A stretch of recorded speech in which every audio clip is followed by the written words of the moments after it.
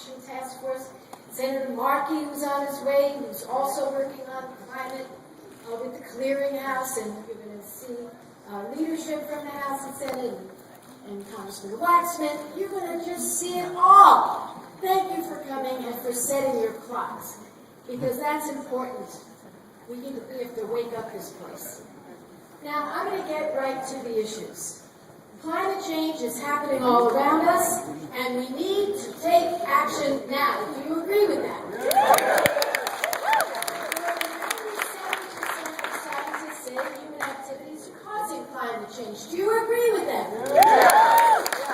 From wildfires in the West, and I can speak to that, to droughts, and I can speak to that, to superstorms, and the East Coast representatives can speak to that, to forests dying from bug infestation. I say to Congress today, with you all backing me up here, this is it. Open your eyes, get your heads out of the sand, and see reality. Experts tell us clearly climate change is accelerating.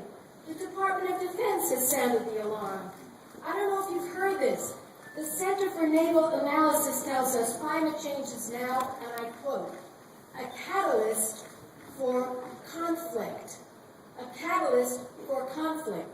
Shouldn't this be enough to wake up Congress? Yeah. I can hear you. Now, the Congressional Climate Assessment Report tells us we can see a 10-degree Fahrenheit rise in temperature. Shouldn't that be enough to wake up Congress? Yeah. Yes. Really? Yes. How do we do it?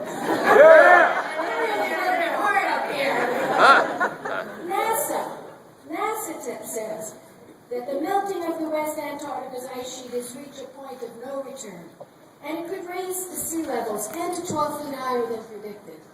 Shouldn't that be enough to wake up Congress? Yes! We need, the reason we are here is to sound the alarm with your yeses and with your alarm clocks. Now, the first thing we need to do is stop the denial. According to polls, which my colleague talked about, the American public recognizes climate change is real.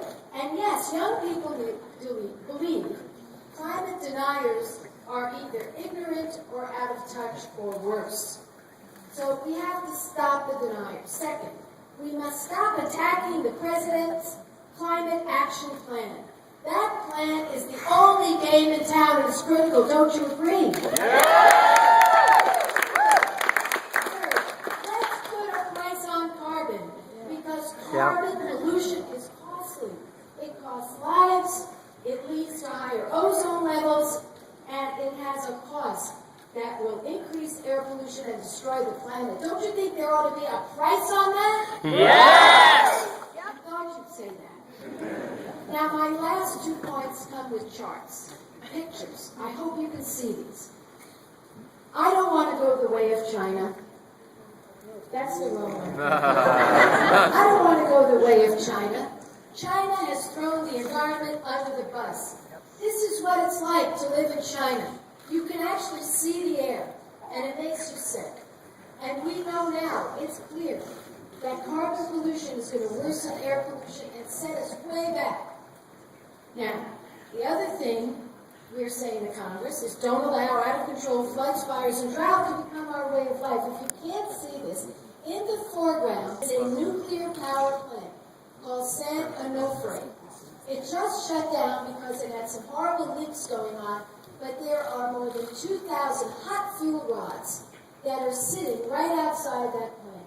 Look how close the fire we just had came to that plant. Oh, kind of need nuclear. I don't need to tell you what would happen if that plant went on fire. So climate change is happening now. That is why we are here today pushing. And why I believe those of us who are here today will continue to push day after day after day.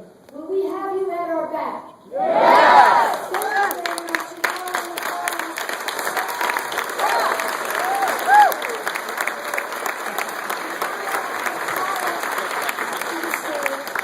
Prestigious leader over in the House, the Democratic side, yes? Steny Hoyer of Maryland.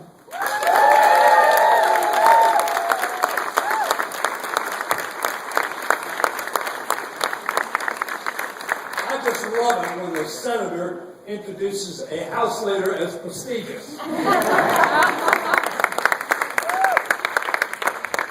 Fired up? Oh, yeah. What we don't want is our globe fired up. That's right. We want to be fired up so that it will not be fired up. Ed Markey and I were just talking 1970. Remember what happened in 1970? We had an Earth Day. The first I wasn't Earth Day. really there.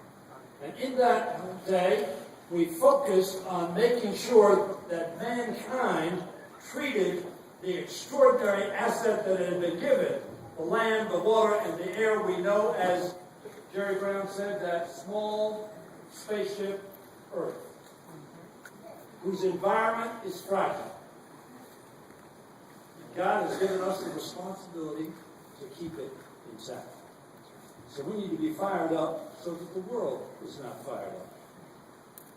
On the Atlantic coast, we've seen it on the West Coast, we've seen it in the Midwest, and we've seen it, Sheldon, on the Atlantic coast in Rhode Island and in Maryland.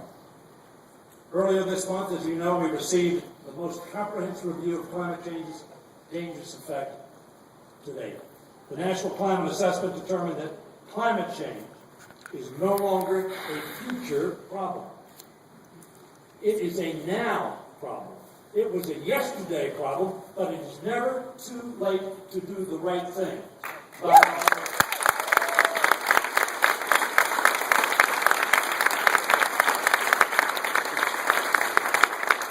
Families and businesses are feeling the financial and health impacts as well. Barbara, Senator Boxer, showed that picture. Asthma. I have asthma. But when I got asthma, there was only a fraction of young people that had asthma. Now it is rampant.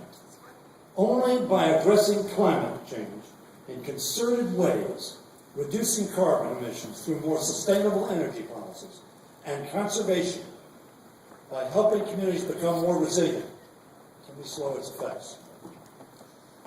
I will continue to work with my colleagues in both chambers to address climate change in a responsible way and push Congress to wake up to its responsibilities.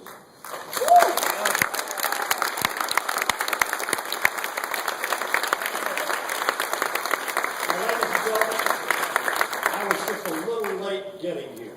I was a little late getting here because I was at a ceremony in Southeast Washington.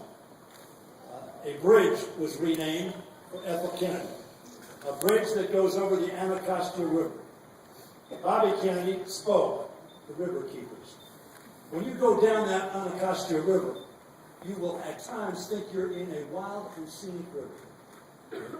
But for some stark facts, you'll see tires, refrigerators, diapers, other refuse thrown into that river by us. That river is suffering because of us. We are in this room today to commit ourselves that it shall not be further our neglect that deteriorates our environment and our climate. Now let me introduce somebody who has, in my opinion, as much as any person with whom I've served in the 33 years I've been in the Congress, and he served longer, done more for the environment, done more to raise consciousness, done more in a very impactful way to protect our earth, our water, and our air, the distinguished ranking member of the Energy and Commerce Committee and former chairman of the Energy and Commerce Committee, my friend Henry Waxman.